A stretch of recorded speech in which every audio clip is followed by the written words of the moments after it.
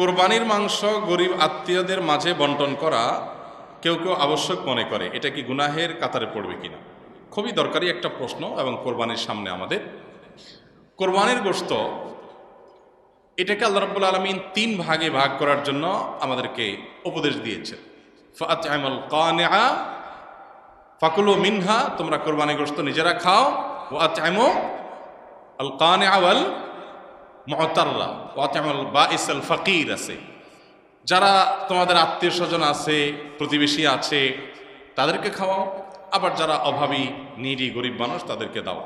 তার মানে নিজে খাবেন, আত্মীয় স্বজনদের মধ্যে হাদিয়া উপঢৌকন দিবেন, আর গরিব দুঃখীদেরকেও খাওয়াবেন।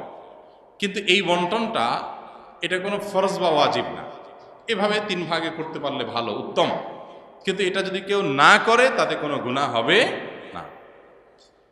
আমাদের সমাজে সমাজের ভাগ নামে একটা ভাগ কোরবানির ক্ষেত্রে প্রচলিত আছে।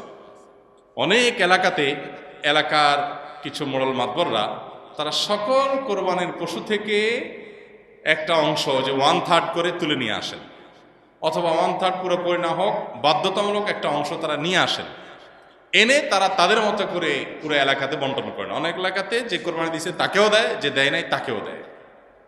এখন এই সমাজের ভাগ নামে যে ভাগটা বাধ্যতামূলকভাবে কালেকশন করা হয়, সেটা কোনো অবস্থাতে জায়েজ না।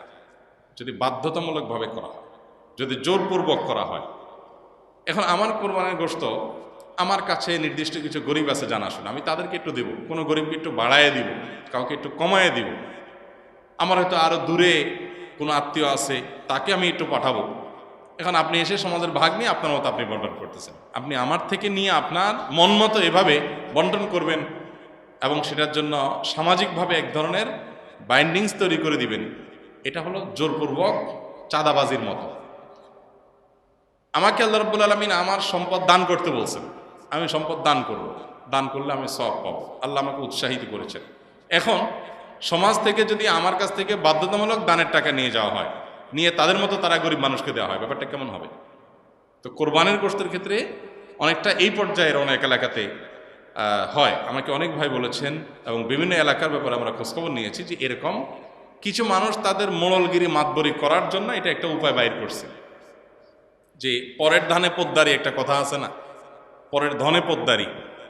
তো অন্যদের কাছ থেকে গোশত কালেকশন করে এনে উনি এবার এই প্যাকেট দিচ্ছে, ওখানে প্যাকেট দিচ্ছে, ইমাম সাহেবকে দিচ্ছে, মজুন সাহেবকে দিচ্ছে, উনি এখন মোড়ল হয়ে গেছে।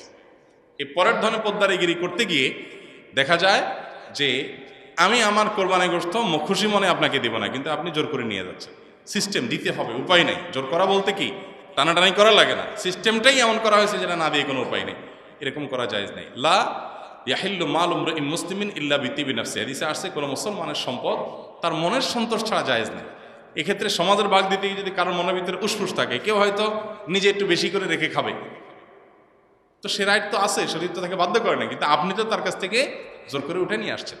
তো এরকমটি করা জায়েজ হবে না। হ্যাঁ, যদি একটা গরুতে কয়েকজন অংশগ্রহণ করলেন, অথবা একটা ছোট্ট সমাজের কয়েকজন সম্পূর্ণ উইলিংলি তারা নিজেরা খুশি হয়ে দিয়ে কোনো একজনকে দায়িত্ব দেন যে তুমি সবাইকে সমান করে বন্টন করে দাও, বা গরিবরা সব ঘরে ঘরে যায়, তার চাইতে একটা জায়গা রেখে তুমি দিয়ে দাও, সবাই উইলিংলি করেছেন, সেটা অবশ্যই জায়েজ হতে হবে।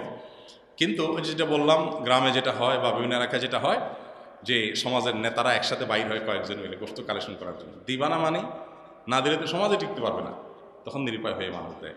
এরকম চাঁদাবাজি করা জায়েজ নয়। উদ্দেশ্য ভালো হলেও যেহেতু মানুষের অসন্তোষের একটা ভয় থাকে, শঙ্কা থাকে, সেজন্য এটা কি হবে না, জায়েজ হবে না।